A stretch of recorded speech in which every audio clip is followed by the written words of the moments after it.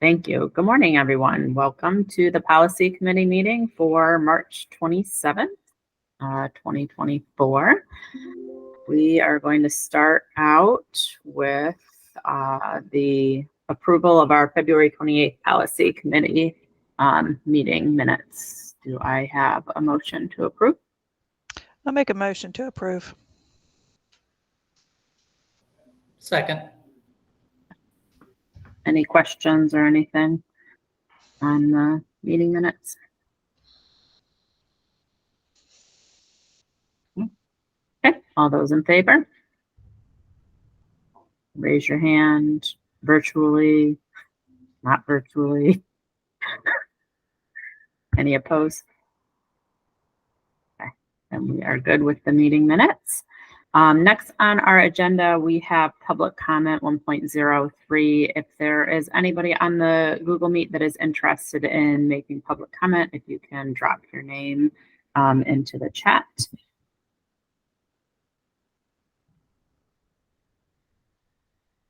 It does not look like we have any public comments, so we will move right along to 1.04, our artificial intelligence policy, and I'm going to hand it over to Mr. Blivis to kick us off with that conversation. Sure. So we started this conversation at the February meeting, didn't get as much time as I think we had hoped to have on it. So we put this on first for today's agenda so we can engage in a bit more of a robust conversation. Just a quick update on the legislation. House Bill 1297, I think it is. I have one too many nines in my notes. And Senate Bill 979 both address artificial intelligence and creating support for schools in the implementation of policies. A hearing was held on March 6th. I listened to it. It was very, very brief. There were no public witnesses other than the person who had presented the bill itself. There's been no indication, as far as I'm aware, of whether the bill will receive or has received a favorable report. There was a reference in some of the supporting documentation on the legislation to some United States Department of Education materials, and those are the materials that are linked in board docs. So there is a whole U.S. Department of Education page on artificial intelligence, and then there is a report that they entitled Artificial Intelligence and the Future of Teaching and Learning, which is also linked, and I thought would be, if nothing else, instructive to have as part of what we are viewing as we decide on how to proceed with the artificial intelligence policy. I have asked Dr. Cuppet to join us, and I am actually going to turn the floor over to Dr. Cuppet to kind of lead the conversation on AI. Yeah, so good morning, everyone. As you can imagine, this is, as I mentioned last time, very much an emerging field that a lot of people are trying to get their head around. Mr. Blivis mentioned the from Department of Ed. We do have a group of people that are kind of working our way through that information from the U.S. Department of Ed. And we are monitoring the legislation associated with what it looks like. The state, originally the first draft of the bill had a bunch of actions to be taken, and it looks like the most recent version has been struck through and simplified to give some key definitions about what they mean by the term artificial intelligence. And then it sounds like they're going to be recommending, and of course this is if it passes, recommending that the Maryland State Department of Education would conduct a work group to come up with policies or guidance. And it looked like the timeline when I last looked at the bill noted that the draft timeline, I guess you would say, is that by December 1 of 2024, so that's about 3/4 of a year away, the State Department of Education should report on the results of the study. And then on or before June 1 of 2025, the State Department of Education then should go through the adoption of regulations associated with that. So as you can see, there's a little bit of guidance from the federal level. The state looks like they're trying to move forward. Whether that passes or not, we'll see. And so that kind of leaves us as, what do we need to do as a district? Right now, because of the, I I don't think we have anybody in our department anywhere who claims to be an expert in artificial intelligence. I did have a great conversation with Ted Gardner, our director of technology infrastructure, this early this week or late last week.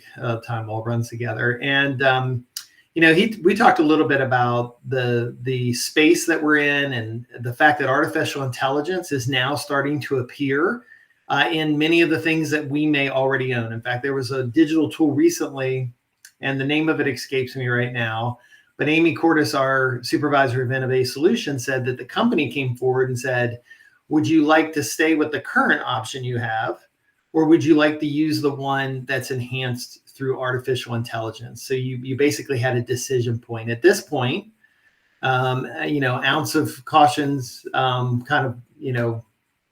of where we're headed. We actually opted not to move with the AI enhancement.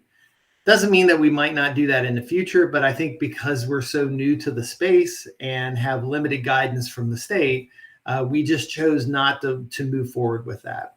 I think Mr. Gardner and I are okay not being ahead of the state on a lot of this, assuming that there will be some good recommendations coming from there. Now, that being said, as you can imagine, AI is now starting to attach to a lot of things.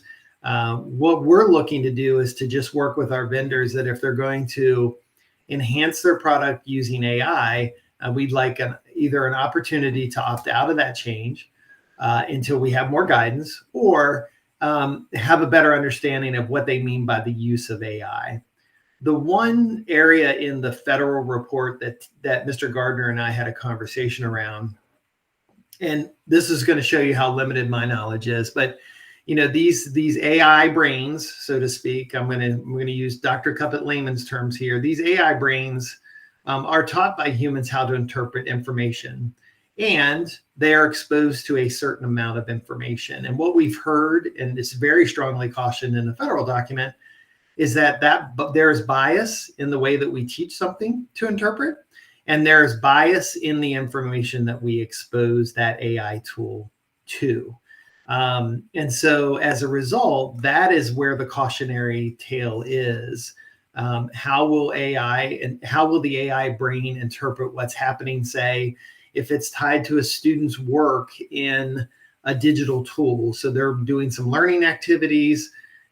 Could there be some bias inherent in how that AI is responding to how the student's doing in the work?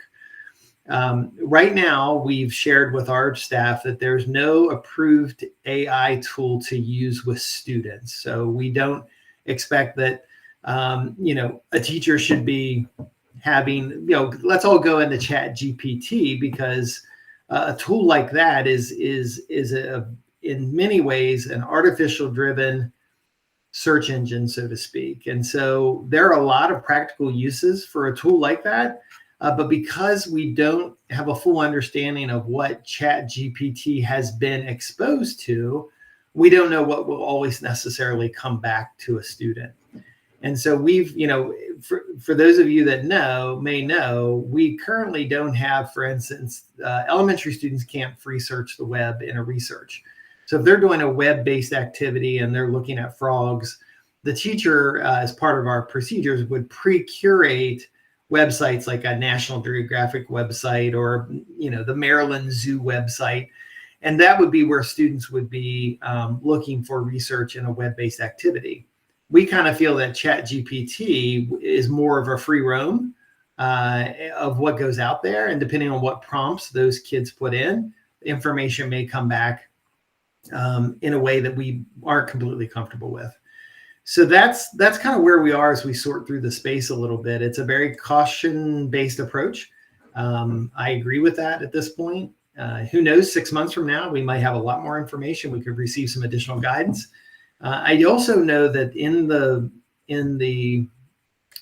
AI-related space, there are a number of companies who are creating what they claim to be a kind of a student-safe AI engine. And so my guess is the way they're doing that is they're being very cautious about what they're exposing this AI brain to. So I do know that the creator of Khan Academy I think it's called Conmingo or something like that, has now released one.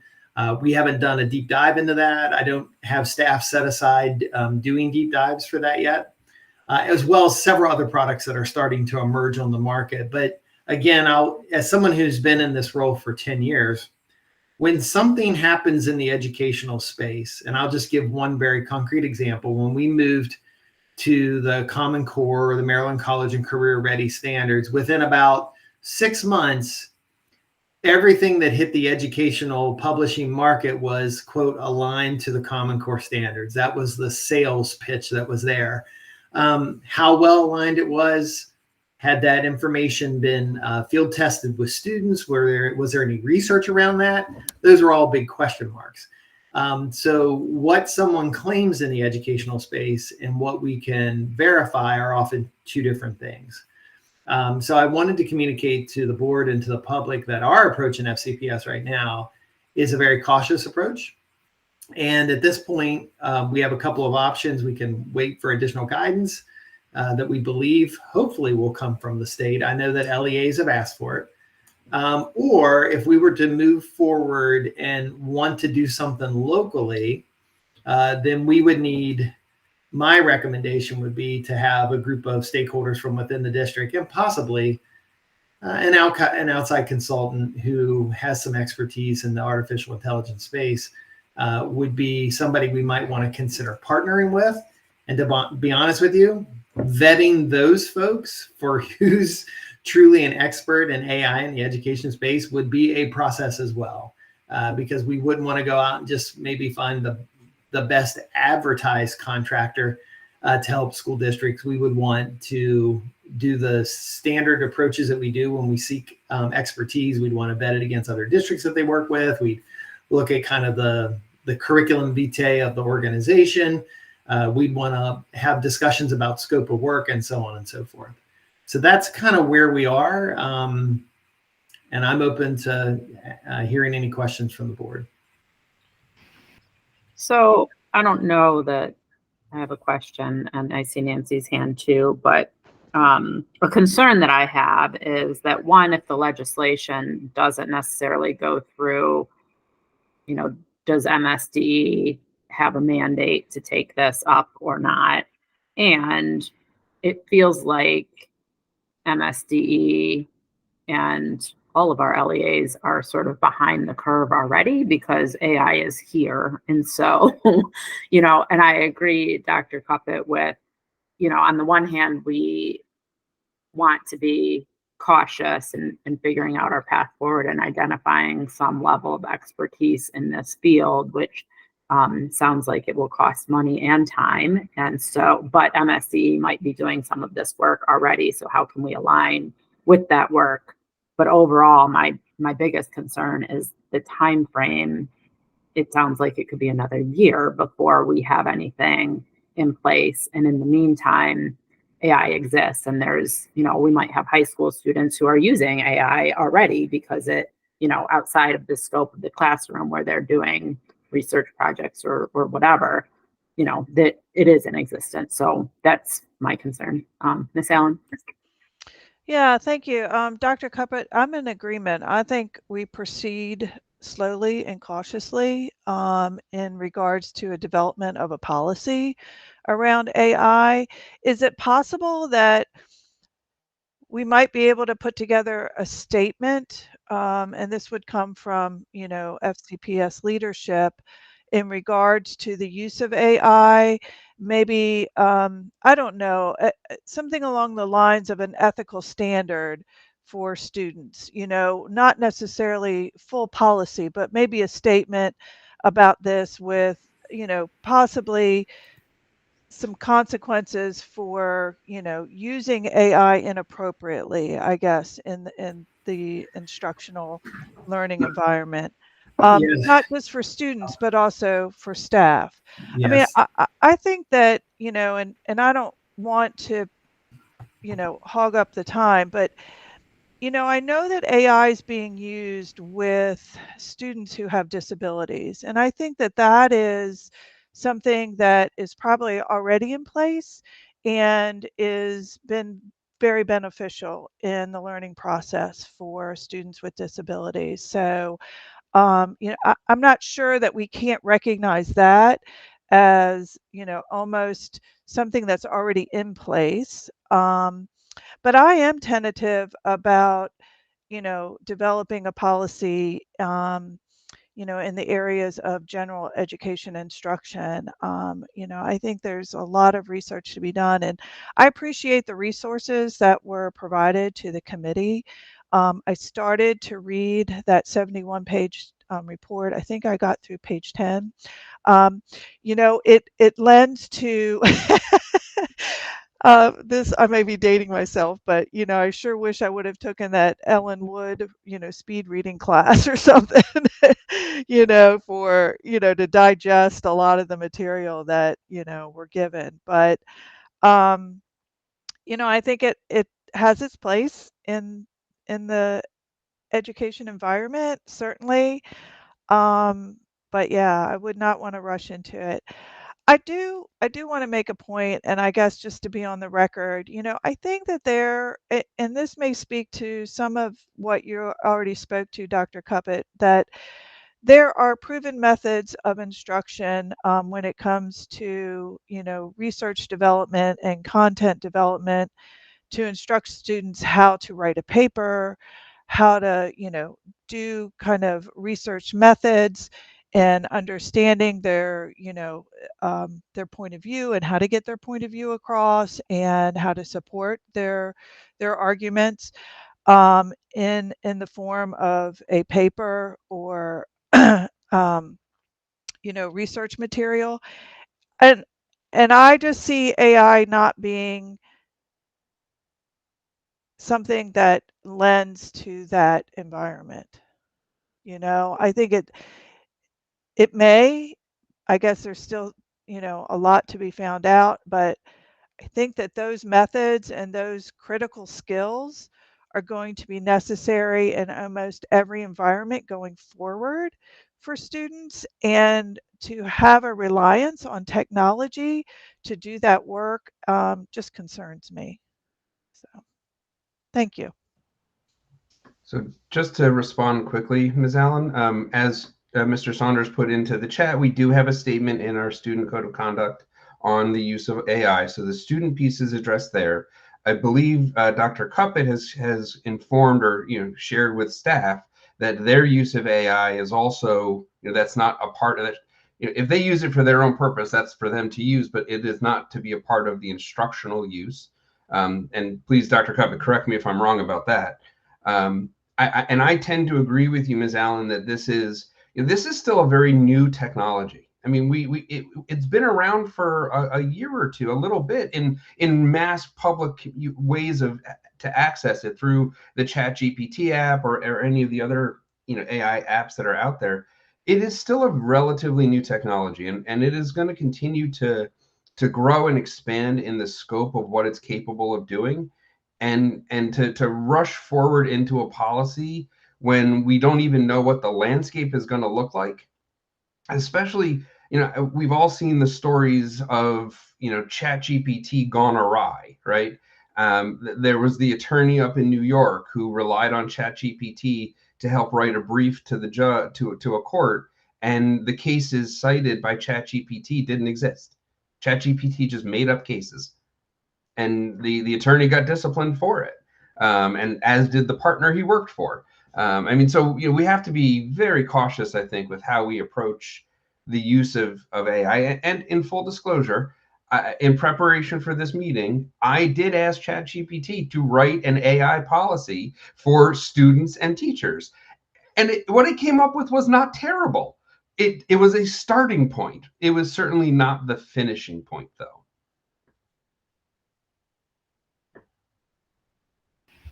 Mr. Rose?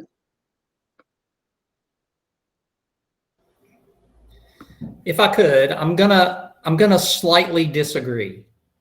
I believe it is the utmost importance that we have a framework policy in place as soon as possible.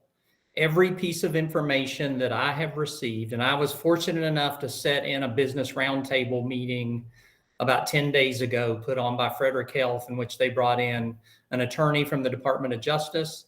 They brought in the governor's, however she's been assigned, the chief of artificial intelligence in the state. They brought in a AI security expert, and they brought in an AI marketing expert who used to be in IT, and he saw an opportunity and he has spun off into a company on AI.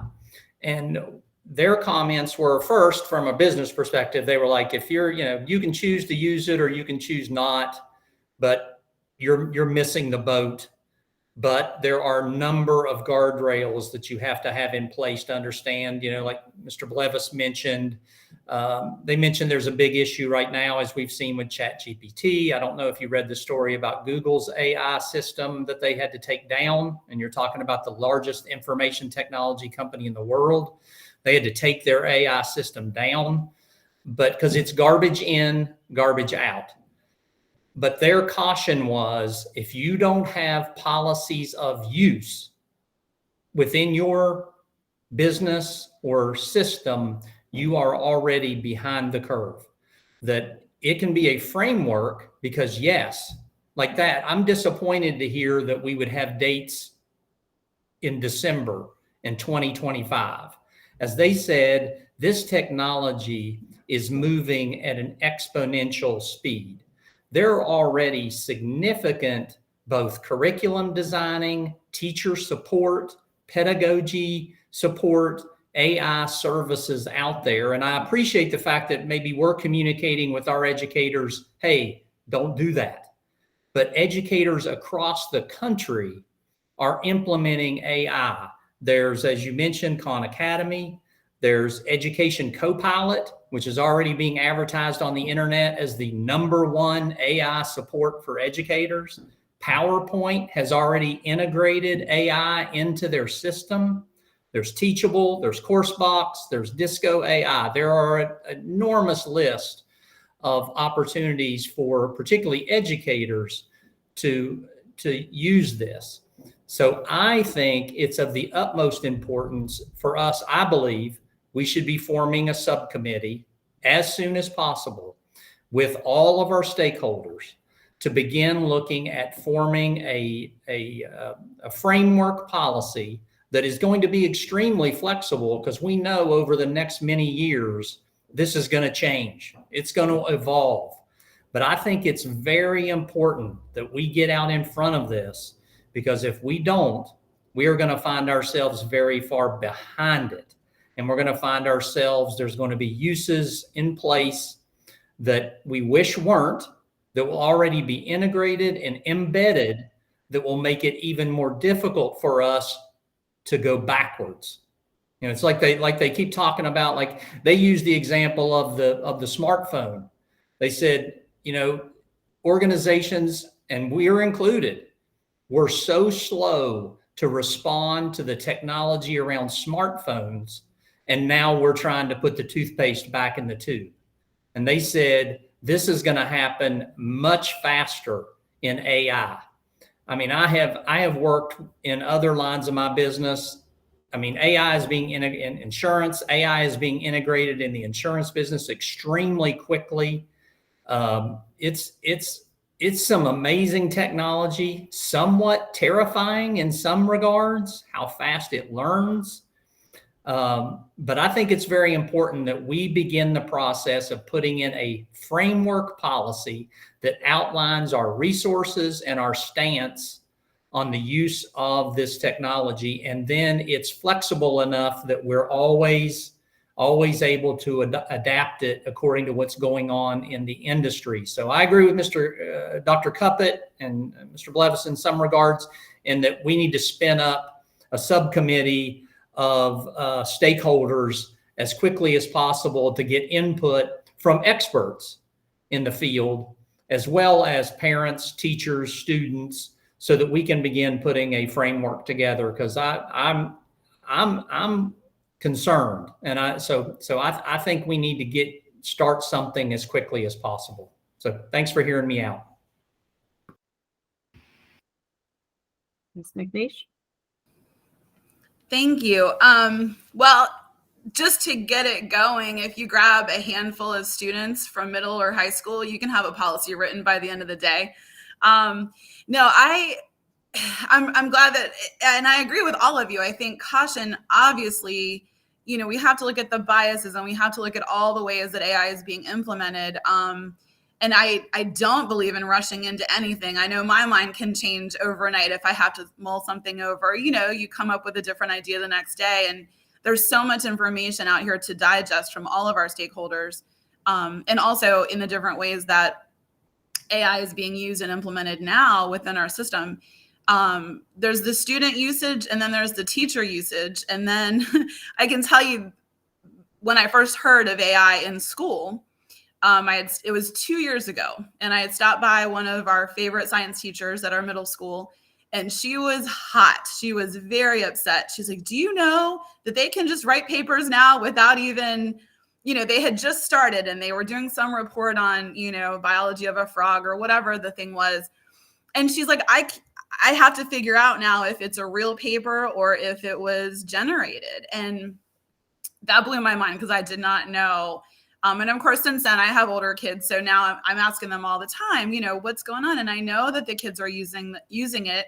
And I know that it has a lot of positive implications as well, and things that could be useful, to our staff. But I think our staff needs help and support in getting rid of that so that they can get back to who wrote the paper. I know some of the private schools have actually gone back to paper and pencil for a lot of their assessments and a lot of their writing assignments, just so that they know that the writing and the skills and the sentence structure and all of that came from the student, and not from something that was generated. So as fast as technology changes, December of 2024, the world of AI, I think, is going to be different. And I think add another 6 months to that, I think it's going to be really different. And the way our students and staff are interacting with it now, I do feel like we need to provide more of a framework and more of a support in terms of maybe a policy that we know is going to change, or, I know there's a lot of other options within our system to do that, but I do feel like our staff and our students need support and structure more quickly than, I hate to wait for the state, although I know that they're probably doing work that we feel like we need to do right now. So it is a big pressing issue in our schools with our students and our staff. Thank you.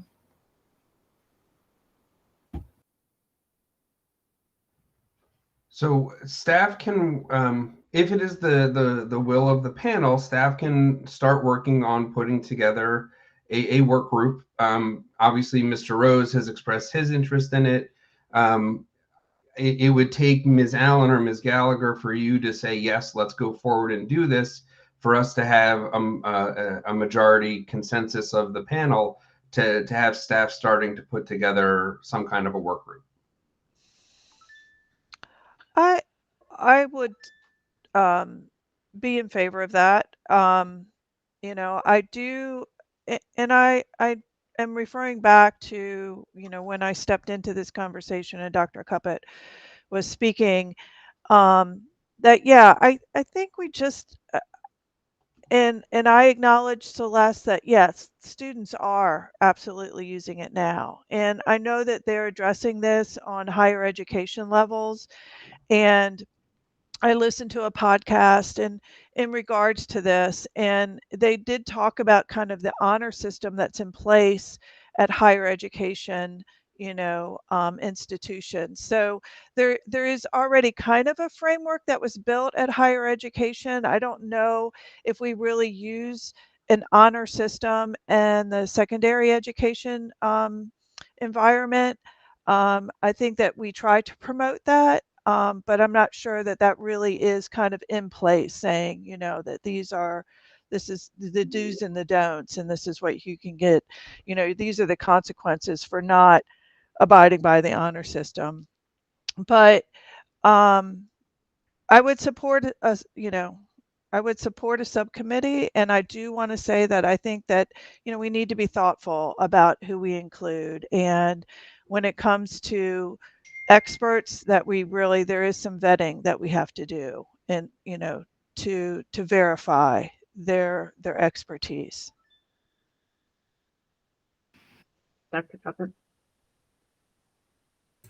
Yeah, I did want to note, there's a couple of things that I think the board should note. Mr. Saunders had placed in the chat that we actually did add information about use of AI to our code of conduct. We didn't necessarily need a policy to do that. We felt we had to give some clear guidance centered around plagiarism and academic integrity. We'd heard, from teachers that students were starting to submit these things as their original work.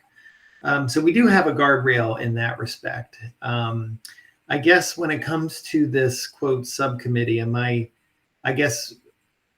hearing that the board wants a board subcommittee, or I guess before staff could act, I think we'd have to have clarity for Dr. Dyson about what the nature of this group is. Is this a board-owned group, or is this something that the superintendent would be guiding? Personally, I think talking about board policy, I'd like to see a board policy work group.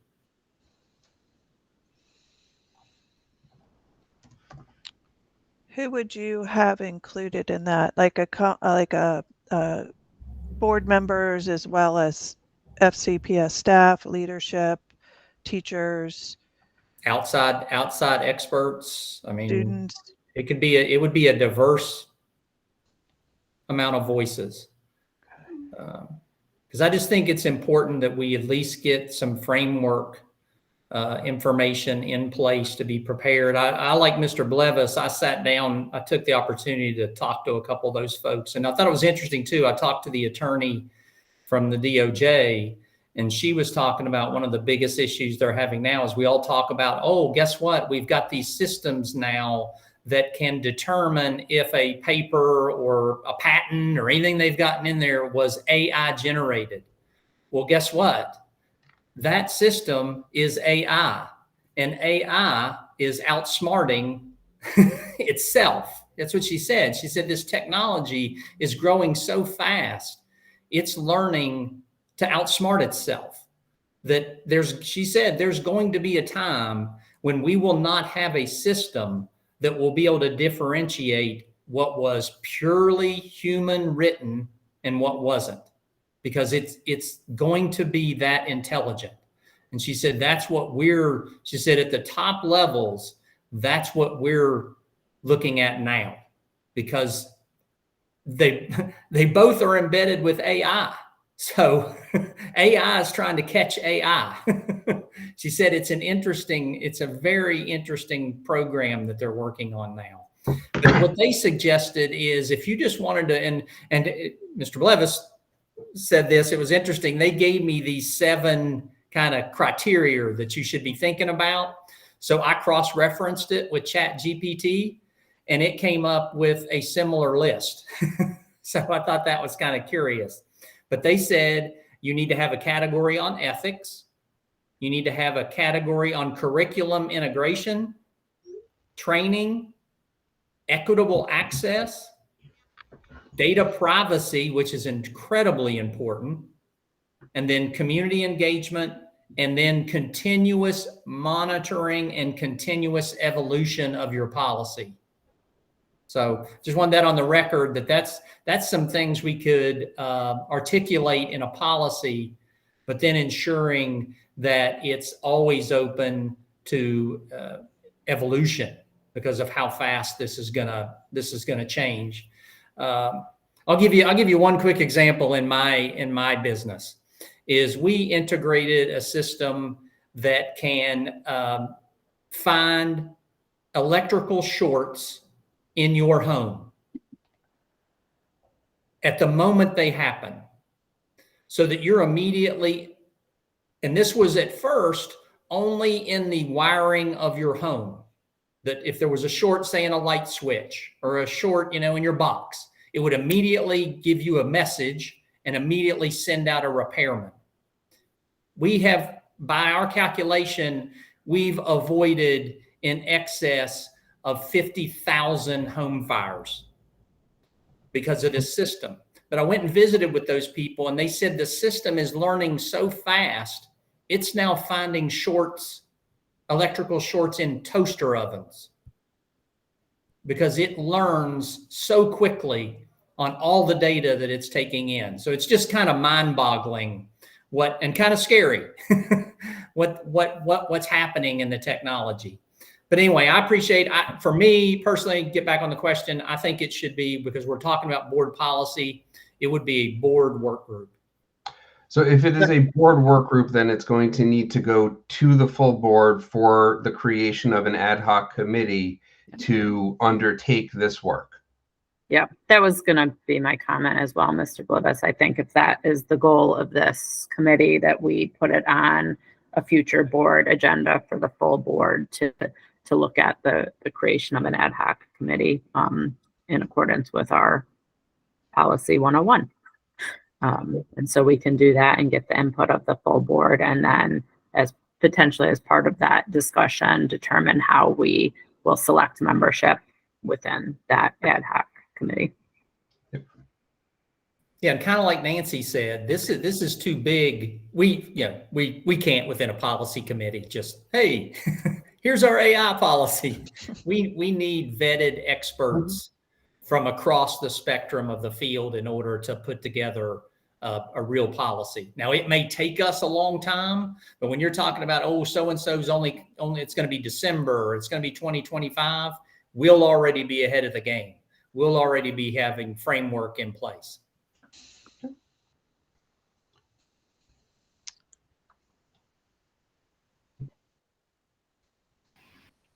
Ms. Allen? So I just want to say, I'm in favor of, yes, bringing it to the full board. I don't know if we need a consensus here upon the board members, but I'm aligned with that idea. And I appreciate everything that FCPS staff have already done to incorporate some type of statement or guardrail around this. And I apologize for some of what I didn't know that was in place. So, thank you for doing that. And I learn something new every time I meet with FCPS staff. So thank you. I appreciate it. All right, thank you. So it looks like we have our next steps for AI, and we still have a lot to cover in our meeting. So I'm going to move us along to 1.05, our policy 403 and 408 discussion around student discipline, suspension, and expulsion. So this was previously discussed on February 28th. There were just some edits that needed to be made at that meeting, and the decision was made to bring it back one more time so you can see the edits and the changes. 408 is a decommission, so there really is nothing to look at in 408. In 403, the changes are located in, other than fixing a few typographical errors, there's a new definition for in-school intervention, which you'll see reflected in purple. We also, as the panel requested, we adjusted the order in which suspensions are listed in their subgroup in the definitions. So they're no longer alphabetical. They're now in, I don't want to say preference order, but they're in school, working short-term, long-term, and then extended beyond long-term. And then we made an effort to articulate more clearly the exercise of discretion, and that's in D5E, which is also reflected in the purple changes. And I know Mr. Falls and Mr. Saunders are here if there are any further questions.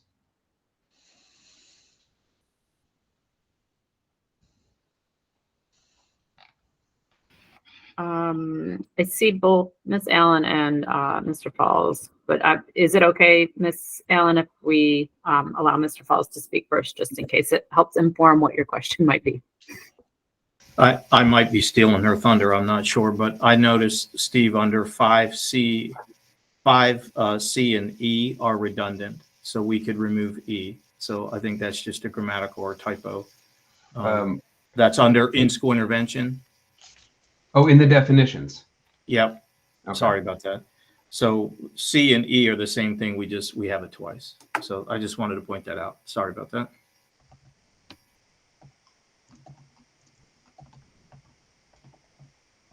I see. Thank So you. that was, I'm sorry, what page was that? Page 5? 5, board establishes. It's page 2. Page 2, Number number 5. 5, C and E. They're just Oh, I'm sorry. Thank you. Okay. C and E. Okay.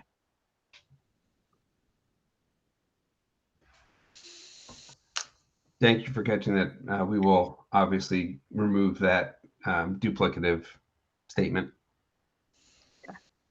Thank you. Ms. Allen, do you have additional comments? I do. I actually, in reviewing this again, had some language edits. I'll present my, my thoughts to the committee and allow them to respond to that. In the policy purpose, those statements, I feel, first of all, I just want to preface this that I feel like when we talk about discipline and we're presenting discipline language to a student or to a parent, that it should be a little more stern, a little more direct, and less, I guess, flowery. And I can't think of a better word to use. But some of the adjectives that we use, some of the adverbs in order to express our actions here and the purpose of the policy. So I just would remove some of the language to make it a little more concise.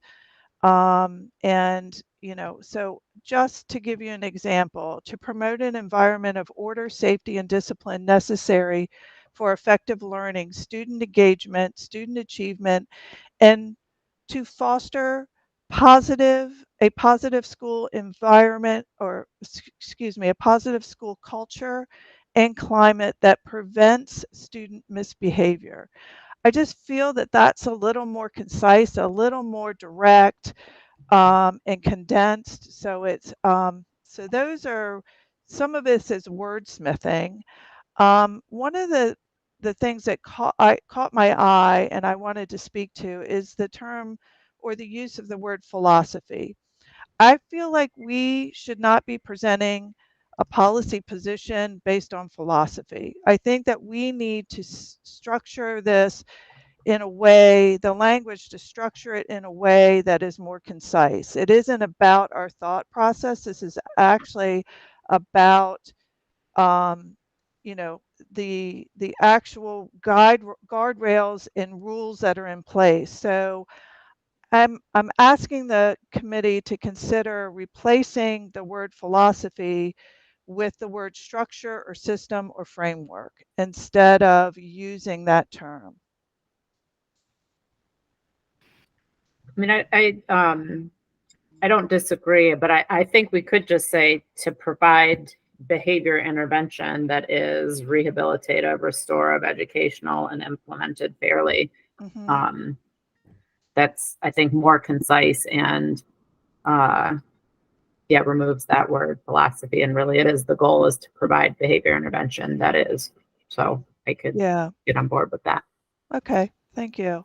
I think that actually appeals to the desire to be more direct, because it just directly says, and I'll kind of echo on the next line, the top line that Nancy was talking about is, or Miss Allen, I apologize. I'm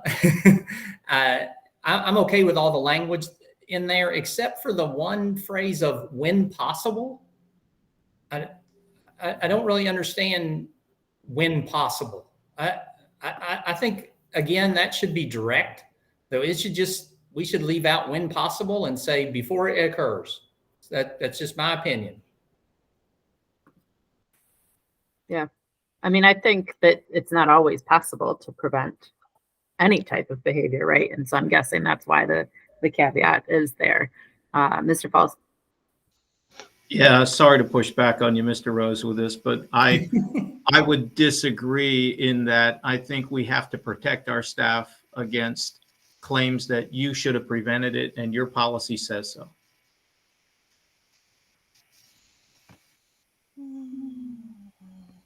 Ms. Allen?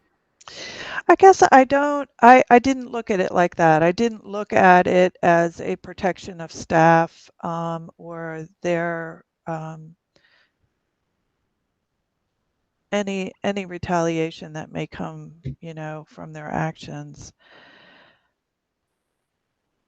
I don't know. I'd have to think of that. I'd have to think on that. I was in agreement with Mr. Rose, to remove that language. Actually, I had it crossed out on my paper, on my copy of the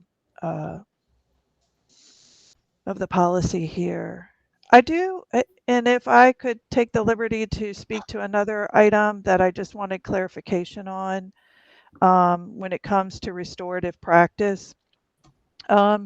Do we have an expectation that teachers are doing this? They're, initiating these restorative practices, or are they designated to counselors and behavior specialists and so forth?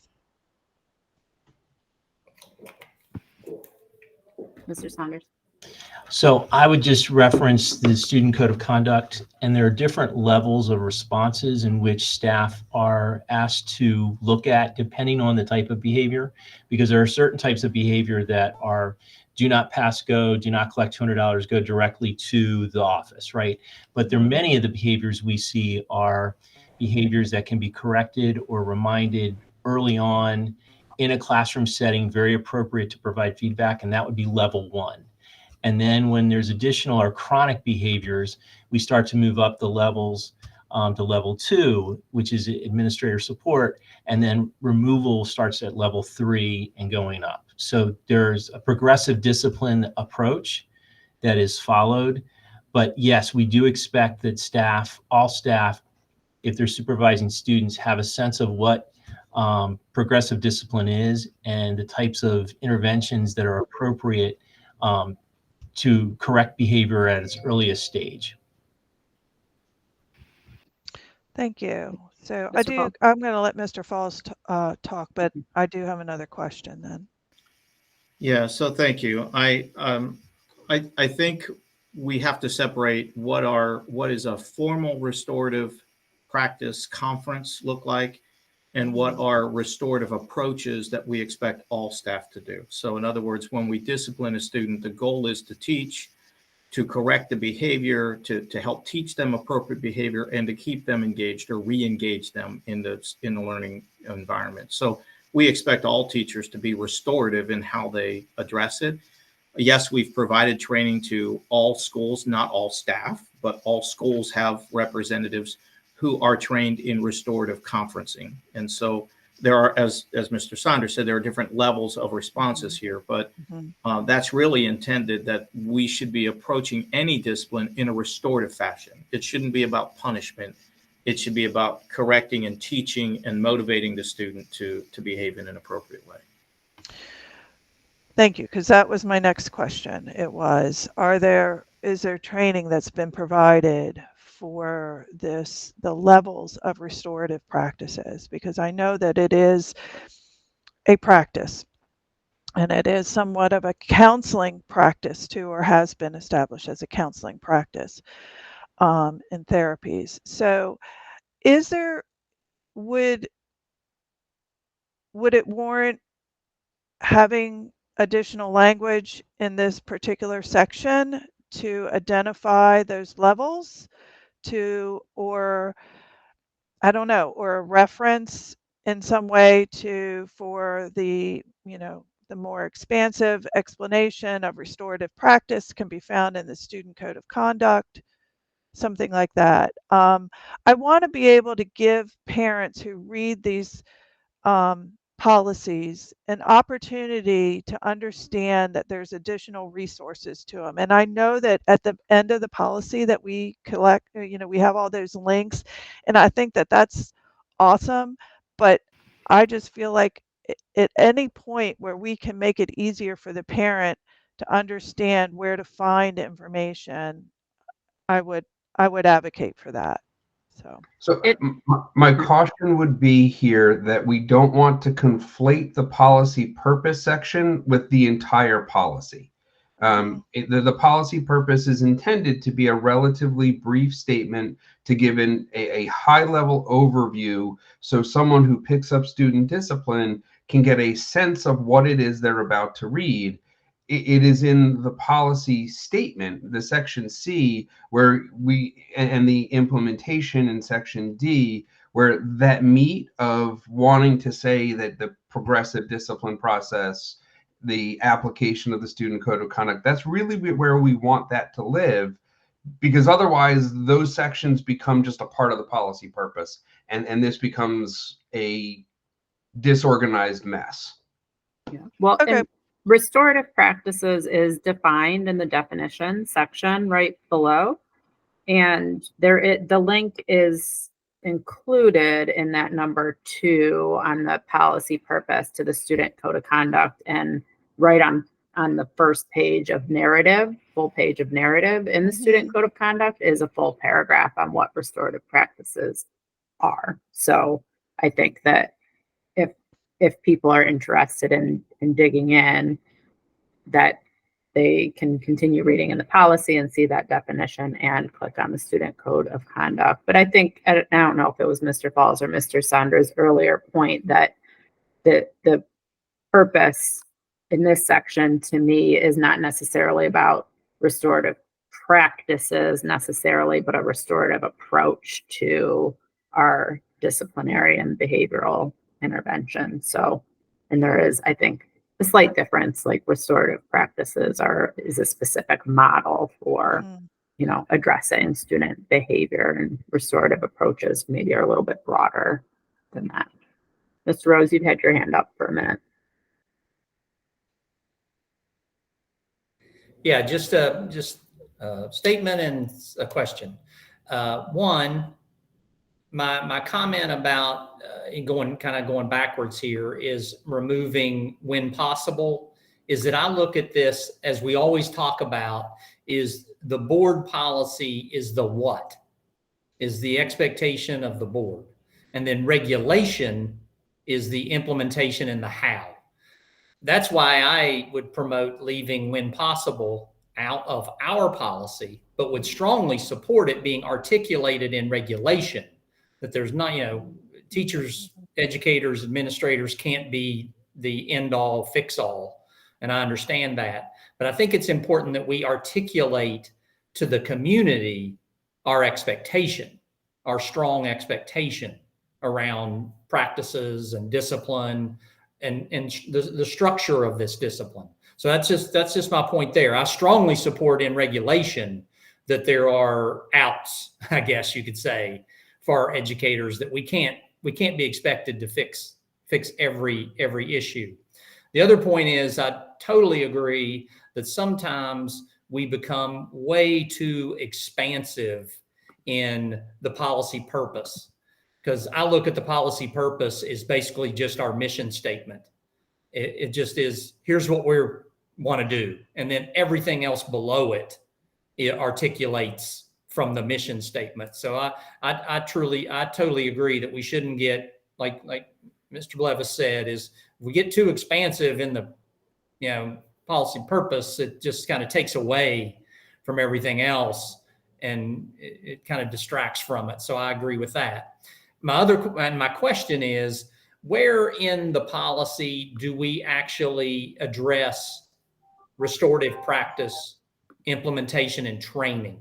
Where in the policy do we talk about that? Because I think it would be important for us to at least address it. I know Ms. Stewart has done a lot of work on this within FCPS, and it certainly makes an impact. But when we hear about that it's released to schools, are all teachers receiving, equitable access to the type of training that's necessary? And that's my question. So I will defer to Mr. Falls and Mr. Saunders on that question, but I do want to respond on the use of when possible, and I don't want to belabor this point, but I want to too when you're done, Mr. Blue. the concern about taking when possible out of the policy is that someone we do our absolute level best to make sure our policies and regulations are consistent, often drawing language from one into the other to make sure that they are consistent. And what you create where you take out the when possible but allow the regulation to be more flexible is someone raising the question, well, that's not what the board wants. The board doesn't want that kind of out exceptions because it's not articulated in the policy. And so that's where we can take it out if that's the will of the panel and the will of the board, but we have to be cautious about how we're maintaining that consistency and the expectations that are created for staff in the implementation of the board's how, or the board's why, or what, the board's what. Yeah. Well, and I agree, Mr. Blivis.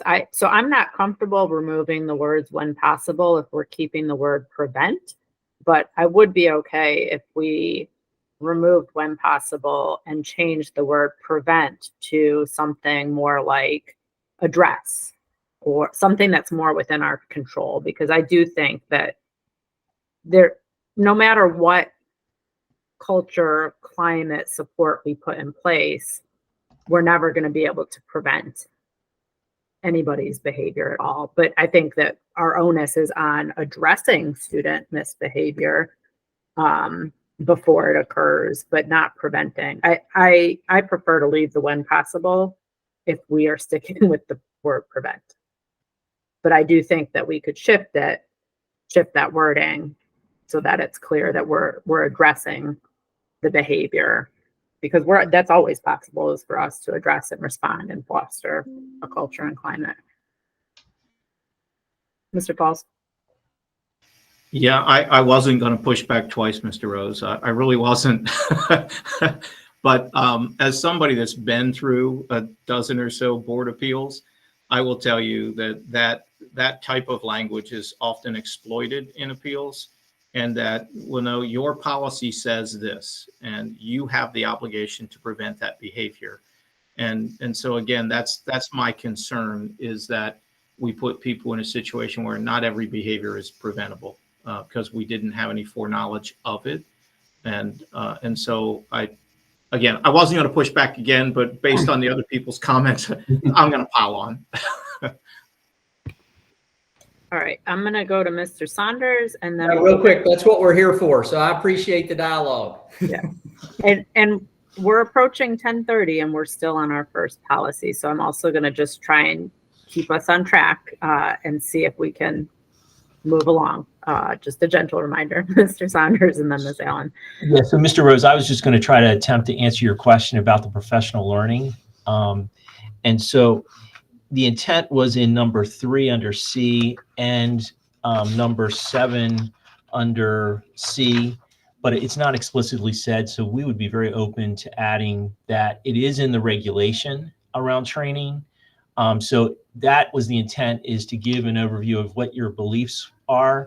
And then the regulation goes into, how we go about doing that by the training that is provided. So we're open to more detail there if you would like, but section C is where it is. And as you mentioned, it's not explicitly said there. And I actually feel like it's more appropriate in the regulation to have the expectation around training, but that's just my opinion. Ms. Allen? Yeah, and I just wanted, there's two things. So I wanted to clarify that I wasn't necessarily speaking to the policy purpose when I was talking about restorative practice. I was actually speaking to under definitions number 6. So I did not make that clear. So, but I do recognize that the student code of conduct in that policy purpose statement is a link, and did not recognize that at first, but thank you for that, pointing that out. It is a reference point for parents. I think that Ms. Gallagher presented a compromise in the language. I'm on board with Mr. Rose in removing when possible before it occurs. And removing the word prevent. I think that I struggle with that language because as Ms. Gallagher stated, there are things that we can prevent. We can be proactive, but there are behaviors that we cannot prevent. And no matter how proactive we are, you know, we only have so many controls within a classroom around behavior. So I think that the compromise would be that we remove that word prevent and we insert the word address student misbehavior and remove the language when possible before it occurs. So my recommendation is that we take back the feedback we've received today on the policy purpose section, and we will do some wordsmithing, as Ms. Allen, as you put it. In fact, if you want to share with us any specific wordsmithing in there or other sections, you know, please, you know, send it over to us, and we will bring this back to the May policy committee meeting for one last look before it gets sent forward to the board. Is that an acceptable course? And could we, as Mr. Saunders suggested, could we articulate a little bit more about training in possibly C3? Well, we can certainly take a look at it, because we do want to walk that fine balance between directing training, but leaving it up to the regulation to discuss how that training is gonna happen or what that's going to encompass. But we can certainly we'll take a look at incorporating that as well.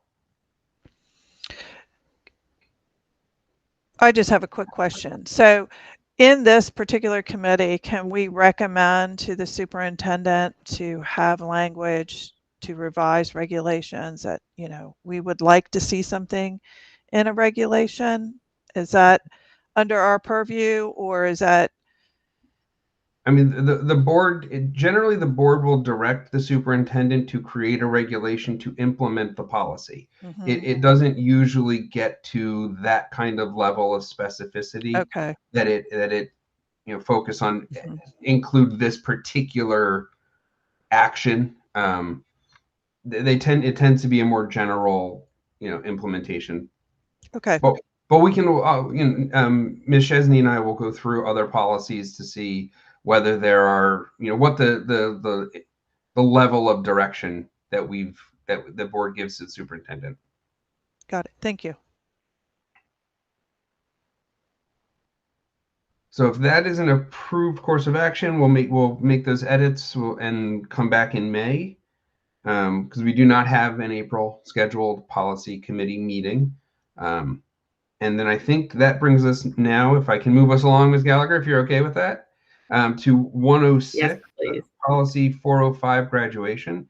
This was last updated on January 24th of 2024 by the board. And so you may be wondering, well, why is it back again so soon? Well, it's back again so soon because it's a policy that we are required to review every year as we look forward into the next year. It took a little longer than I think it normally should or would to be approved by the board because of all the changes we made to the policy approval process last summer. And so we are back again with it.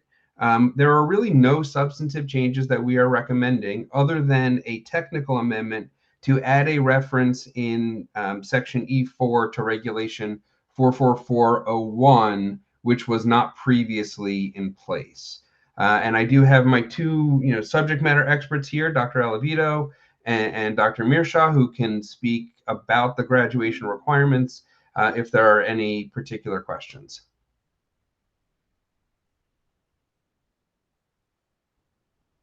The only thing I would add to that, Mr. Blivis, good morning, everyone, is that having sat in this conversation with Policy Committee a few years ago regarding that annual review statement, I am unclear if it was the intent of the board that the policy was reviewed annually, or if it was the intent of the board that we share the graduation requirements with our community annually.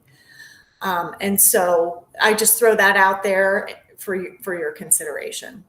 But there are no changes, and we communicate the graduation requirements annually. So my reading of section D5, annual review, is that the board will review the policy annually, that the expectation is that they will take a look at it, which means it comes through policy committee. It then has to go up and get put on an agenda for the board to say, we have looked at it, we agree, there are no changes that need to be made. We've heard from staff. And as Dr. Alavito indicated, that we will also be notifying the community as to graduation requirements on an annual basis.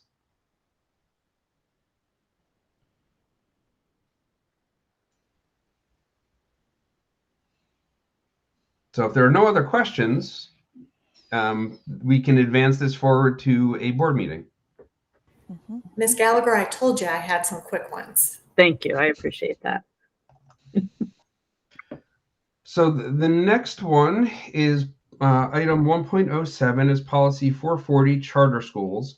So we're going a little out of our intended sequence in the 400 series. We've advanced this one a little bit earlier, and we've done so at the request of staff because there is a need to update the policy and the corresponding regulation to provide clarity as to what the expectations are with respect to for our charters in the renewal process. And we do have 2 charters who are at the very early stages of the renewal process. And so we wanted to get these changes, shared with the community so they're aware of them, get them in front of the board as early as we possibly could. So I will actually turn this over to Dr. Alavito and your team. I don't know who else is there to talk about because I don't see everybody on my screen.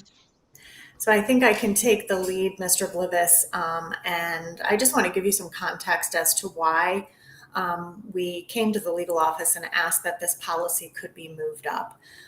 You've probably met Mr. Enck. He is our new Director of School Management Planning and Logistics. And as we are working closely together and transitioning his work as he oversees charter school management issues versus supervision of the principal, that's actually one of our SAIL directors, we're really working to respond to feedback from our charter schools that they've given us over the years. So you'll notice in the policy on page 12, it begins, there's a chart that we use for renewal purposes. The chart is very old and outdated. It references AYP. And so lo and behold, every time we go to do a renewal, the charters struggle to complete this information. They always have a lot of questions. So we kind of wanted to bring the renewal process into where we are right now in 2024, give them some clear, concise language that will help them to complete this with success. In the interim, we were planning to run by some of the recommended upgrades with our charter staff and charter boards to get their feedback to see, does this make sense? Would this be helpful? And so we would take that information and that's what we would use for charter renewals. What's interesting is also that this policy looks a little regulation-like. And so when I thought this could be an easy shift for us to respond to their feedback, it doesn't lie with the superintendent and staff in a regulation. This is sitting in a policy. We do have a couple schools up for renewal, and we are supposed to, according to this timeline, again, another very regulation type chart with a timeline, supposed to give them feedback by May 1st. So we were hoping to engage in a conversation of this policy with policy committee now so that we could start moving this work forward.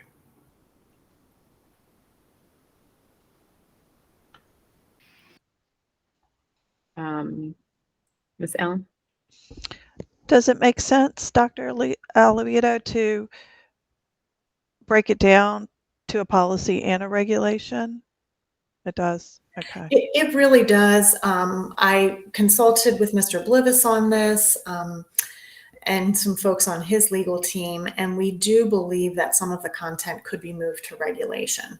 Yeah. So we would clean up the policy, make sure it reads like a policy, and we would take the content, some of the tables that feel like it's more regulation, and put it in an existing reg that we have. And we would put all of the information together in one reg. I think we have like charter application process. It could be charter application, management, and renewal could be the title of the new reg. So I really think we can streamline things, make it make more sense for people, and really upgrade the work that hasn't been touched in a bit. Yeah, I was hoping that we might have had a charter school representative or somebody here on the call today, just to speak to this, because but I would agree with you. That was kind of my first impression when I read over the policy. I thought, wow, this does kind of read. There are sections there where it reads like a regulation would read, and I'll stop there. There's one other thing that I wanted to bring to the attention of the committee, but I'll let the discussion continue. I do want you to know, Miss Allen, that I have charged Mr. Enck and Mr. Pritz with pulling together charter staff and boards to run our guidance document by them to get their questions and feedback. What can we clarify? What do they like? What do they not like? We'll work with them on the actual final document. So Mr. Enck will be doing that work. And part of the purpose of bringing it to them this far in advance, before it's even been presented to the policy committee even, is so that they're aware of the direction of the changes, and so they can start to shift in their renewal work towards that direction, with the goal being that this would ultimately and finally be implemented with the clearer practice before their renewal process is completed. Okay, great. Thank you. Appreciate that. Yeah, I agree, and I appreciate including the charters in the discussion in advance as well. And I think that there's also some legislation in the General Assembly around charter school. There is legislation about funding construction of charter school It's facility funding. Facilities. That's why I had my hand up. It's Senate Bill 892. The hearing was actually yesterday. I didn't get a chance to watch it, but the hearing in the House, it's crossover. So the Senate bill was heard in a House committee yesterday. So I don't know where it's moving. It seems like it's one of those bills that's maybe a 50-50 kind of thing. I know that Mabe opposes it. So, it seems like, and Dr. Alvido answered my question, since it's probably good timing to be beginning this process, regardless of whether that bill passes or not. We may have to make some, already be forced to make some changes. So I think it's great timing to designate Mr. Enck and his team to bring stuff forward to us. So thank you. And I guess with that, my question is just around time frame. How quickly do we anticipate being able to make some recommended revisions and bring it back to policy and then the full board?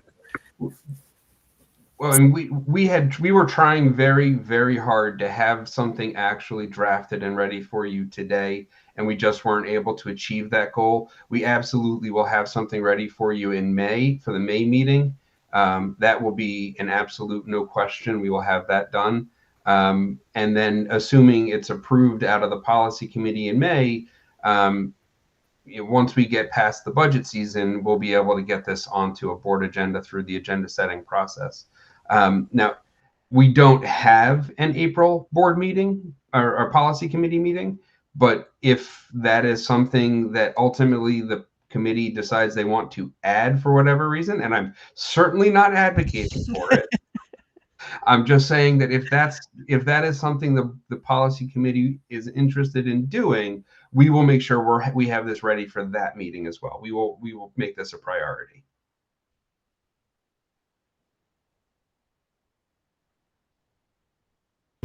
Ms. Allen, did you have something else that you wanted to address to this? No, because there's going to be some major reworking of content, and I just think that what I had was so specific. I think it'll be taken care of. And I think May's probably a good time, because let's say the bill did pass. The governor still has 30 days to sign it or not. So if we met in April, it might have passed and we still might not know if it's going to be implemented. So I think May works for me, that we don't have to rush this. There are going to be some significant updates. So I don't think we need to rush it. Okay. Sounds good. All right, so that brings us then to item 1.08, which is policy 421, student education records. This is the first time policy 421 is coming before the policy committee. It was last updated in 2018, so it's been sitting for about 6 years. Largely, the changes you'll see are application of the new template, articulation of a policy purpose, and some enhancements to the policy statement, and implementation of a direction to the superintendent to create regulations to implement the policy. That's the very broad, Ms. Allen, that's the very broad statement that you will typically find. And then the addition of the related information, which is all kinds of new information there. It's not hugely substantive in its difference, but it is an update that we felt was appropriate to present to the policy committee. I do have one question and or comment I guess it's a question whether we might want to consider having a definition under the definition section of what exactly constitutes student records. So like, I might find that to be helpful to know, a precise definition of what schools in the district consider student records versus maybe what are not, if that makes sense. So like very specifically, this is what we would include in student records. Okay. Ms. Allen? Yeah, I was looking at the regulation that accompanies this policy, and I do think that there are some definitions about, and it's very specific about what is in a student record, maybe not what is a student record, but I know it talks about the content and what's included in a student record. So I would be aligned with a definition of just saying what is, giving a definition of what would be considered a student record in relation to this policy. I agree as well. Okay. We can certainly put together a definition of student record. Any other feedback? If that is the one piece, then my recommendation is we advance this to the board with the addition of that definition. Okay. You got 3 thumbs up. Fantastic. The next one is policy 438, test administration and data reporting. This too is the first time it's being presented to the policy committee. It was last updated in 2009, which is one of our older, longer tenured policies, so to speak.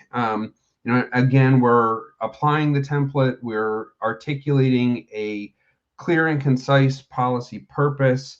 The vast majority of the remaining changes are just clarifying language to clean up what is an outdated policy. It really didn't call for too much revision. And then we've added the related information, which has a wealth of related resources.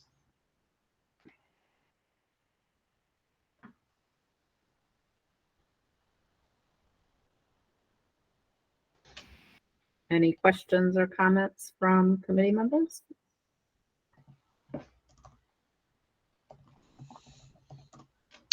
No, I don't. Thank you. Me either. I feel like a lot of this is Comar involved, so. Yep. All right. All right. So Sounds like we can move it on to the we will board. advance this one to the board. So the last agenda item is 1.10, policy 309, and policy 437. During the February 28th policy committee meeting, the staff was seeking guidance from the board on policy 437 with respect to how the board wanted us to approach changing this policy. And the discussion kind of centered really less on how we want to revise policy 439 directly, but on a bigger picture look at how the system addresses discrimination and harassment, which pulls in the conversation on policy 309, which had previously and recently been amended. And so we're back again to talk about what direction the policy committee and the board wants us to go in with respect to 309, 437, discrimination, harassment, and those kind of bigger picture issues. And so with us, I have our many subject matter experts today, Mr. Enck, Ms. Nguyen from Human Resources, Mr. Falls, all of our subject matter experts are here to help support this conversation. And Dr. Harris, I see as well. So we're ready to go. Okay. Did any of the visiting staff members want to say anything before we dig into questions or discussion? No? All right. Then Miss Allen, I see your hand first. Okay, thanks. I'm going to ask, and I want feedback, I think, from the staff. No, I do want feedback. I don't think I want it. I do want it.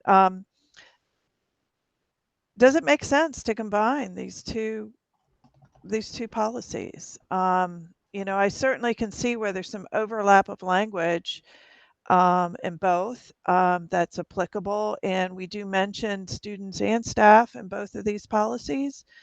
So I think that it might be an easy combination, but I want to make sure it makes sense from the administrative level that we do that. Mr. Falls. I'm not saying it wouldn't make sense to do it. I think we'd have to be very reflective and thoughtful about the definitions, because definitions of bullying and harassment are clearly defined in COMAR for students. And the way that they're worded, we would have to define it differently for adults, because again, it specifically talks about the behavior among students. And so we'd have to have a definition of harassment for adults, and we'd have to have a definition of harassment for students, I would think. So will that create confusion, or would we reference harassment defined by COMAR for students means whatever? So those are just some things I would say that we'd have to be very careful about, that we don't broaden our definitions so that they no longer align with how they're defined under COMAR. This one? Thank you. I'm just going to underscore Mr. Fall's concern with that.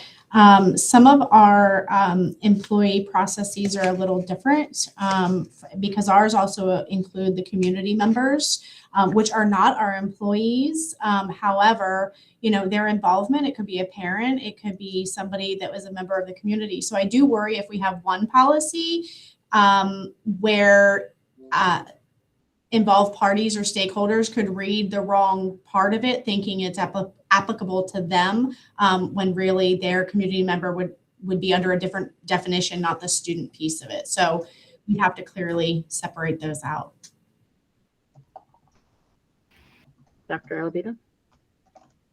So I wasn't planning to be a part of this conversation, but boy, these two areas are directly related to my every single day work. Yep. And working closely with Ms. Nguyen and Mr. Enck on employee investigations and discipline, and working with Mr. Falls and the SAIL team on student investigations. We sometimes have families, again, who are confused and don't know what form to fill out. So they fill out the bullying and harassment form that we use for students. That is a very unique and distinct form. It requires several forms of follow-up, and all of those data have to be cleaned and then reported to the state at the end of the year annually. It has gotten really messy because those are coming in on those forms. So we created another way for adults to report harassment. You have official reporting with through HR as well. And so it's just trying to simplify it as much as possible and living it every day. I see student bullying, harassment, and discipline as a distinct process, and I see employee bullying, harassment, and discipline as a distinct process. Yeah. I see your hand, Miss Allen. And I've been thinking a lot about this since our last meeting too. And it gives me a lot of pause to not have a very specific student-facing policy that addresses bullying, harassment, and intimidation. I think one of the biggest things we hear is around bullying and student bullying and how that's addressed. And so I share the concern of, one, creating confusion for individuals about where to go and which policy or regulation or form to reference, but also knowing that, we do have a responsibility to address these to specific groups in the ways that they're come to us and are handled.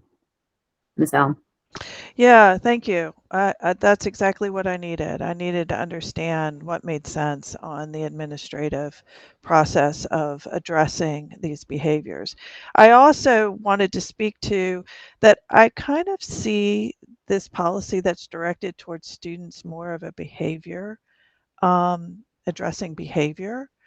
And I know that the adult or the community one and the one that is also a behavior thing, but I feel that there's a different message that we're trying to give to the students than we give to the adults. And correct me if I'm wrong, but that's kind of the perspective I'm taking when I'm reading these two policies, is that we understand the consequences of bullying and harassment in a school environment, and then there are different consequences for harassment and intimidation at an adult level.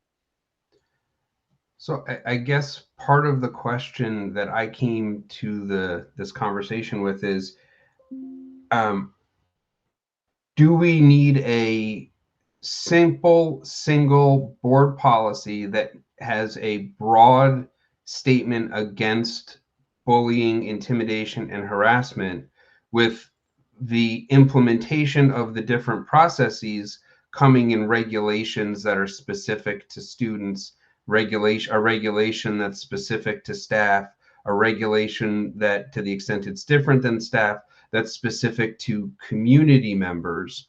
Because I hear, Dr. Alavito's concern that, we've got some confusion already in the implementation.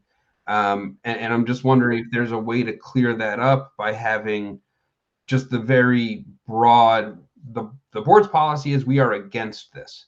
And if you are a student, go here. If you are staff, go here. If you are community members, go here. And the go here is directed to regulation. Mr. Falls?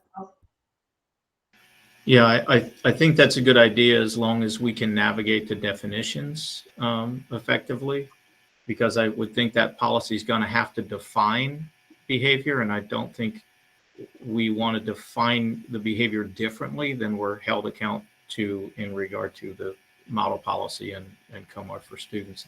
So, but I like the concept of it if we could kind of segregate out definitions by those groups and how we're defining harassment, bullying, intimidation, et cetera. And it may be that those definitions live in the specific regulations that are addressed to each of the unique groups. And one of the reasons why I even raise this is because you look at policy 309, which I know that the policy, this has been reviewed and approved by the board, but it talks about community members, and our 300 series is our series of policies for staff. Like, those are all the policies that deal with having a contract, employment expectations, benefits. Community members just doesn't fit there. And so it's an odd place for that particular piece to live. And this is such an important topic. I wonder if it doesn't belong better as a 100 series. This is a board statement very much like our anti-racism policy. Mr. Rose? This whole conversation is got my mind.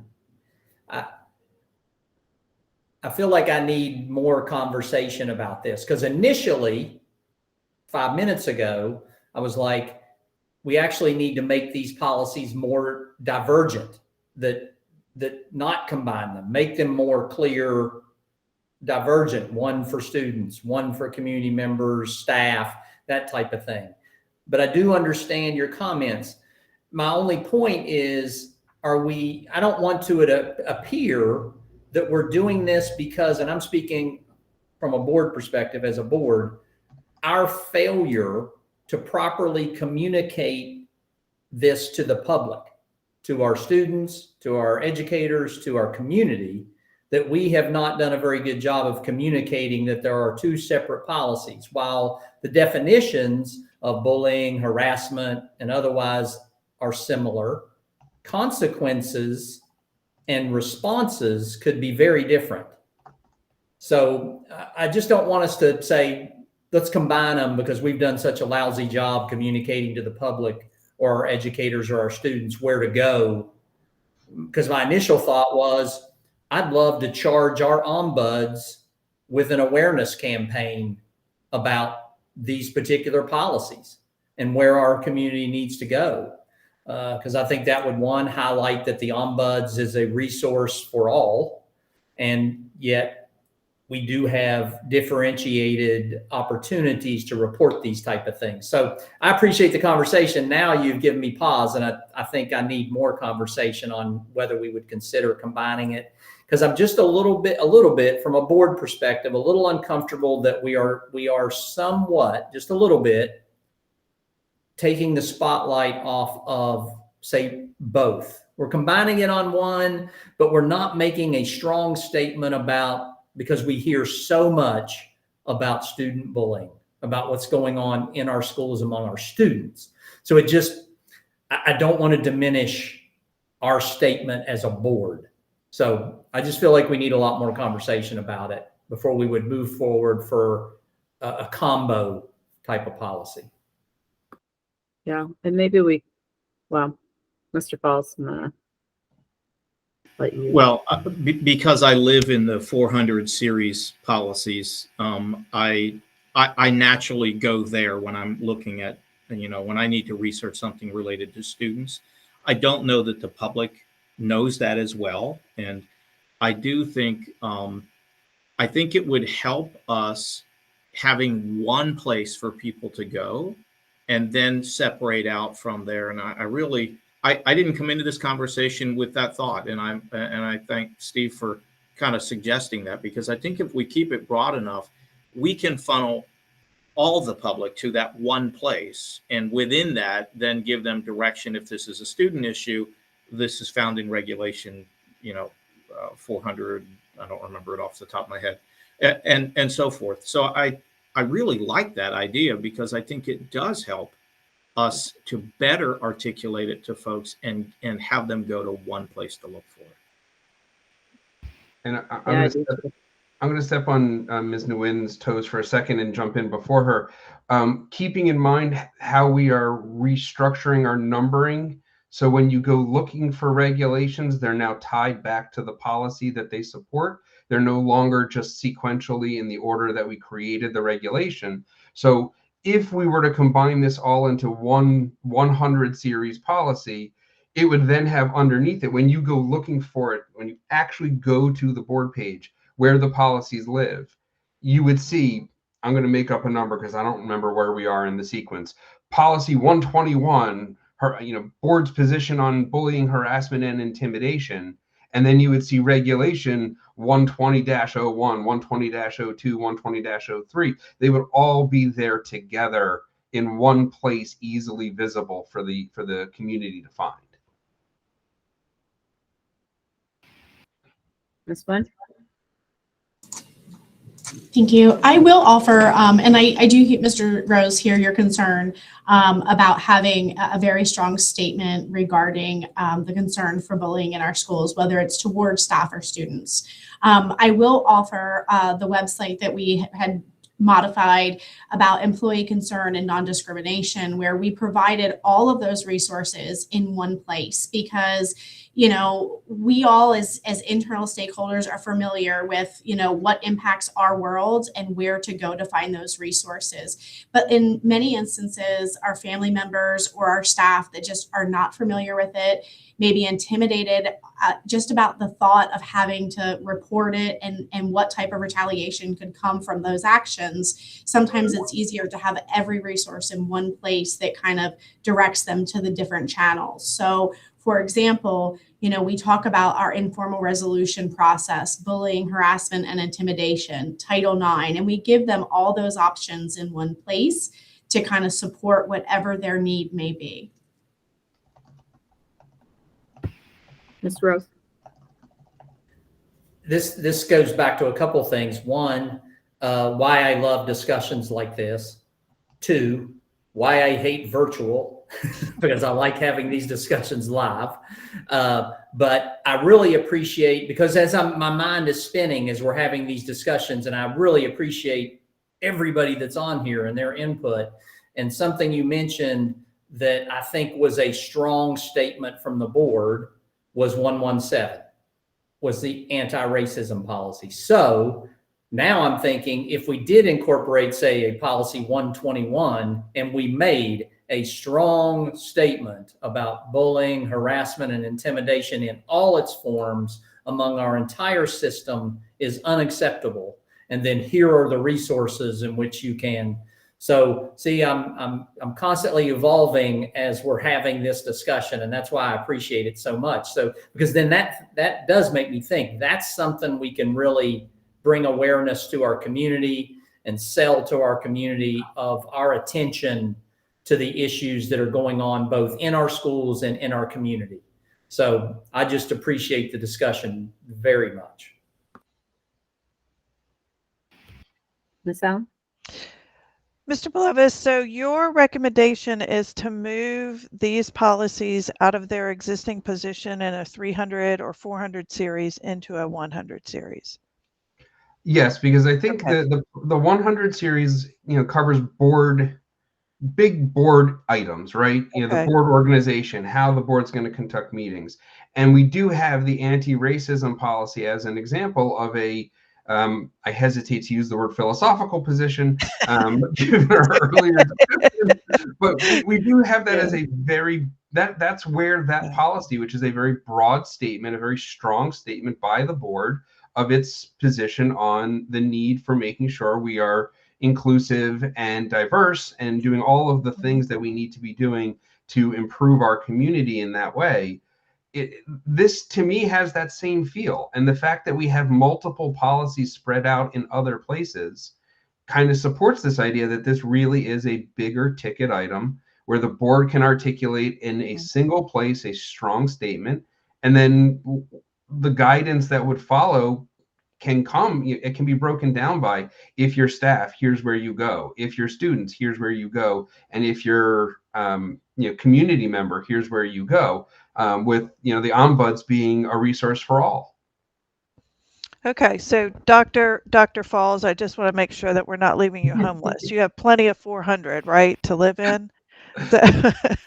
I have plenty, and you just promoted me because I'm not a doctor. I'm not Oh, sorry.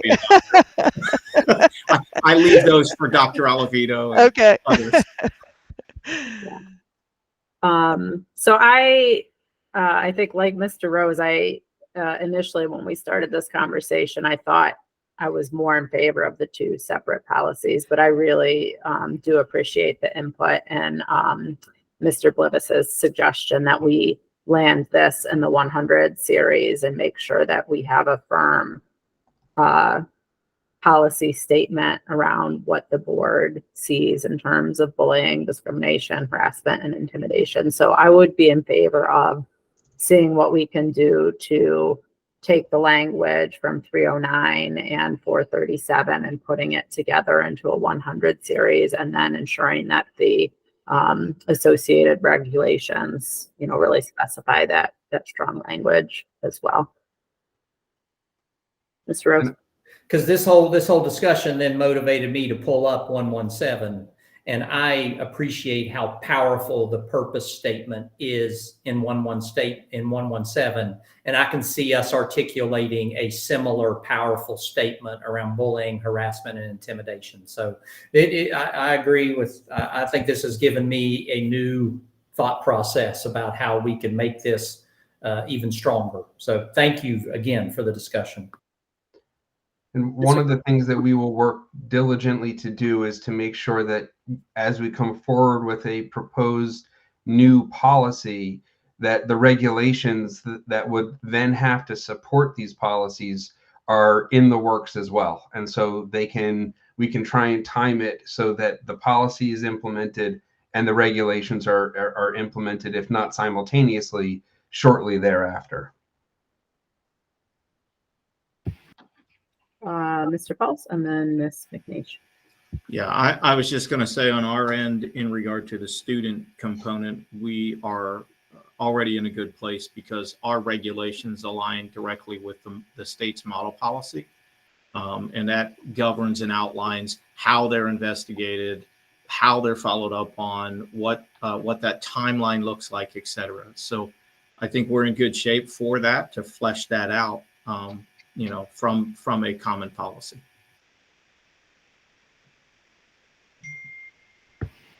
Ms. McNeish? Yeah, at first I've changed my mind also, like you guys said. I did pull up that same 117 too, and at first I thought if we combined it, we're going to water it down a little bit, and we don't want to lose the focus. But as the discussion's gone on, it really is hitting me that this is making a bigger statement from FCPS to say our whole entire community is really important. And so we're going to support and protect the entire community. And whatever member of the community you are, now here's where you can go. A couple weeks ago, we had several pretty important incidents at one of our schools. And a lot of the parents were confused about, well, I don't know, my kid filled out a form, but I don't know which one. And so I was listening to Dr. Alavito speak about that, and yes, they were confused. And I said, well, this is where you go for this and that. And I filled out the bullying form before. But I think making the broader statement in our policy, I think that's perfect. And I really appreciate the message that it sends to the entire community. And I feel like it also makes us a little bit more inclusive too, because we are talking to every single person involved with FCPS. So I appreciate all of that. All right, so we will work on this. We will target May. This is a big undertaking, so I'm not going to promise May. When we get closer to the May agenda setting and have a sense of where we are in the drafting process, I'll be able to coordinate with Ms. Gallagher about whether this will appear on the May agenda or the June agenda. That sounds good. So that was our last policy on the list. I do want to circle back to Mr. Blivis's earlier question around, unless there was anything else on item 1.10. Seems like we're in a good place. Okay, so I want to circle back to Mr. Blivis's earlier comment about whether we as a policy committee want to consider having an April meeting. We do not have one on the schedule. It doesn't sound like any of the policies that we discussed today will be ready to come back in April or before May. Mr. Rose has rejoined us. He's now at the beach. I love it. But I do want to, we have a lot of policies that we're still trying to get through and review. So I don't have a strong feeling one way or another. We have added a policy committee meeting to almost every month, I think, this past year that did not already have one on the schedule, and then some. But I am open. I think we've done a lot of really good work and had great conversations and really pushed our progress forward. So open it up to Ms. Allen and Mr. Rose to see if you would be interested in scheduling an April meeting. it likely would be virtual again. It will hopefully be our last virtual meeting, and we'll be back in the boardroom for our May meeting. So any thoughts, fellow committee members, on an April meeting? Yes, Ms. Allen. I would advocate to stick with our schedule, not have a meeting in April. And it really is for a very biased and personal reason, because I have almost 2 weeks that I am out of commission due to work schedule in April. So I am fine with that. Mr. Rose?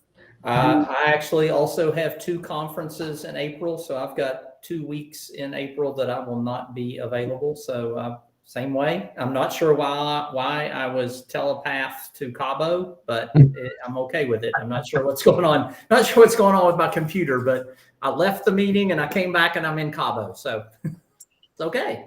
Seems like a good place to be right now. All right, so it sounds like we will stick with not having an April meeting. We will rejoin in May. We may have quite a bit from our current meeting to follow back up on. And then I'm sure Mr. Blittis and I will touch base on additional where we go next in the 400 series. So anything else, Mr. Blittis? Yeah, so I just wanted to highlight for the panel, Ms. Gallagher, you had asked that we revise the policy analysis form to reflect questions regarding the charter. Well, we have done so, and we have incorporated those edits in the versions of the policy analysis form that are presented today. You'll see it in 2 places. There's a Section 1 technical amendment decommission question that's been added. Will the technical amendments to the policy or decommissioning of the policy affect FCPS charter schools? Check yes or no, and if yes, describe how. You'll see a similar question added under the new policy or substantive non-technical amendments, and that is question number 8. Will the policy or policy change affect FCPS charter schools? Yes, no. If yes, describe how. And then the other change we were not asked to make, but we made, is to the recommendation approval section. In the past, the idea had been that we would have each of the board members on the panel sign off, physically put their signature on, and then we realized, well, digitally, this just means really sending it over to Catherine and having Ms. Rich coordinate getting the signatures from the members of the board. I see, Mr. Rose, your trip to Cabo has ended. You're back in your office. Really, though, in thinking more about it, we have minutes that we take that reflect the votes. We have the recorded meetings that anybody can watch and can see the votes if there's any kind of hesitation about whether the minutes are correct. So we're recommending that we've changed that section of the form to just be the date on which it was approved by the policy committee. So that takes a step out of the process. We no longer have to send it to Ms. Rich to have her circulate for signature. We now have it just, if it was approved on March 27th, we will enter March 27th as the date in there and move that forward with the rest of the packet to the board. Just wanted to highlight those changes because I know, Ms. Gallagher, you had asked about them. Thank you. I appreciate that, the updates and the discussion with the board. And I want to thank all of the staff members, the FCPS staff who logged in to support the conversation today. It was extremely helpful, I think, to hear your perspectives and feedback, and certainly helped us to make some decisions about how to approach some of these topics for policy. So thank you all for being here and for contributing to the meeting today. And if there is nothing else, Mr. Rose. I just wanted to echo that. I wanted to thank Mr. Falls and the entire team that's here. And I just wanted to emphasize that I, as a board member, frankly, appreciate the pushback. I encourage it. That's the type of discussions we need to have. You folks are the young men and young women who are on the front lines every day. And I really appreciate your input. So thank you for these type of conversations. And I hope you'll share that with all of your fellow administrators, that when they come before us, I appreciate that. So thank you for your honesty. So in that spirit, I want to thank Ms. Marfizo, who is on the call but does not have her camera on. And I want to thank Ms. Marfizo publicly because she has taken another position with another organization and will be leaving our office soon. But she has contributed so greatly to our operations, including working through policy work, with Ms. Chesney and myself and the rest of our staff, that I wanted to make sure she got publicly acknowledged for all of the great work she did. Wow.